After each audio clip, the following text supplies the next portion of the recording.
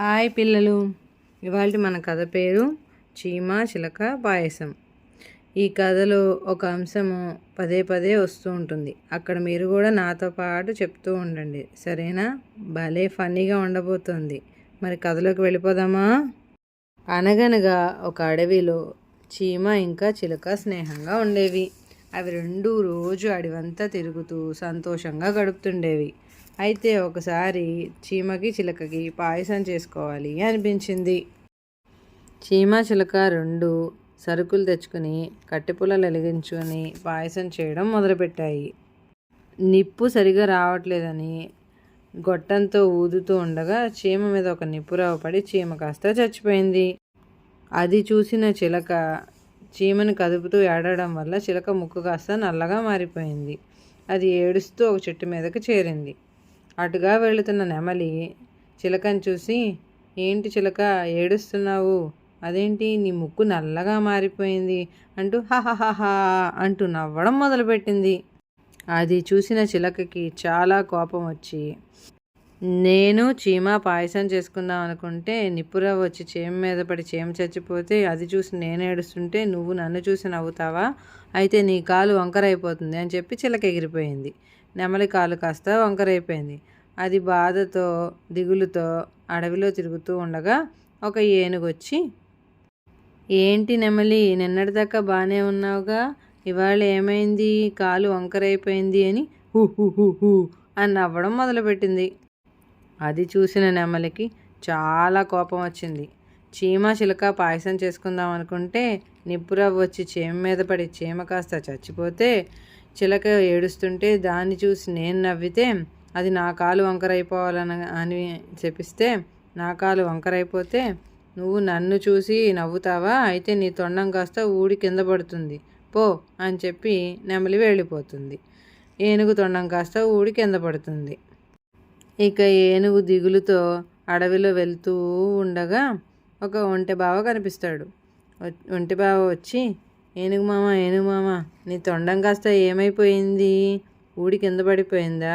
నిన్నటిదాకా బాగానే ఉన్నావు అని నవ్వడం మొదలు పెడుతుంది హీ హీ హీ అంటూ. అది చూసిన ఏనుగుకి చాలా కోపం వస్తుంది. చీమ చిలక పాయసం చేసుకుందాం అనుకుంటే నిప్పురవ్వ వచ్చి చీమ మీద పడితే చీమ కాస్త చచ్చిపోతే చిలక ముక్కు నల్లగా అయిపోతే దాన్ని చూసి నెమలి నవ్వితే దాని కాలు వంకరైపోతే దాన్ని చూసి నేను నవ్వితే నా తొండం ఊడి కింద పడితే నువ్వు నన్ను చూసి నవ్వుతావా? ఒంటె బావా, నీ మోపురం కాస్త లోపలికి వెళ్ళిపోతుంది అని వెళ్ళిపోతుంది ఏనుగు. ఒంటె బావ ఏడ్చుకుంటూ నీళ్లు తాగదాం కదా అని ఒక కొలం దగ్గరికి వెళ్తాడు. ఆ కొలను చూసి ఒంటెని, అబ్బో మోపురం లేని వంట వస్తోంది అని నవ్వడం మొదలు పెడుతుంది.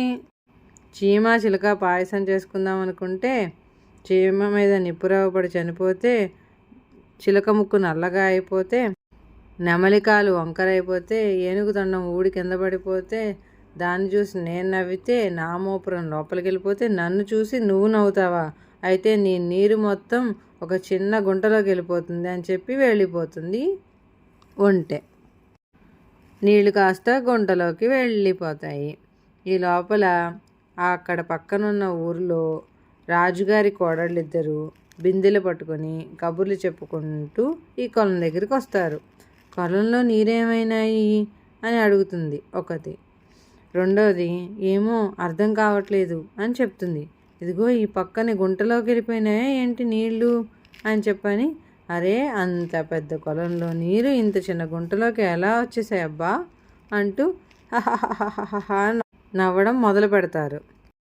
అది చూసిన నీరు, చీమ చిలక పాయసం చేసుకుంటే చీమ మీద నిప్పురవ్వ పడి చనిపోతే చిలక ముక్కు నల్లగా అయిపోతే దాన్ని చూసి నెమలి నవ్వితే దాని కాలు వంకరైపోతే దాన్ని చూసి ఏనుగు నవ్వితే దాని తొండం ఊడి కింద పడితే దాన్ని చూసి ఒంటె నవ్వితే దాని మోపురం లోపలికి వెళ్ళిపోతే దాన్ని చూసి నేను నవ్వితే నేను కాస్త గుంటలోకి పోయానని బాధలో ఉంటే మీరిద్దరూ నన్ను చూసి నవ్వుతారా?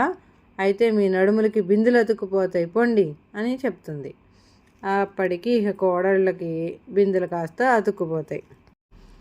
ఇక కోడళ్ళు ఇంటికి వెళ్ళిన దగ్గర నుంచి బిందెలు వదలకుండా తిరుగుతూ ఉంటారు ఇంట్లో. అత్తగారు అది చూసి, ఏంటమ్మా ఇవాళ బిందులు వదిలే పనే లేకుండా పోయింది అంటూ అత్తగారు నవ్వడం మొదలు పెడుతుంది. అది చూసిన కోడళ్ళకి కోపం వచ్చి, చీమ చిలుక పాయసం చేసుకుందాం అనుకుంటే నిప్పురవ్వ వచ్చి చీమ మీద పడితే చీమ కాస్త చచ్చిపోతే, చిలక ముక్కు నల్లగా అయిపోతే, అమలికాలు వంకర అయిపోతే, ఏనుగుతుండం ఊడి కింద పడితే, ఒంటి మాపురం లోపలికి వెళ్ళిపోతే, నీరు కాస్త గుంటలోకి వెళ్ళిపోతే, మాకు బిందులెత్తుకుపోయినాయని మేము బాధపడుతుంటే మీరు మమ్మల్ని చూసి నవ్వుతారా? అయితే మీ చేతికి గరిడెత్తుకుపోగాక అని చెప్పి కోడళ్ళు వెళ్ళిపోతారు.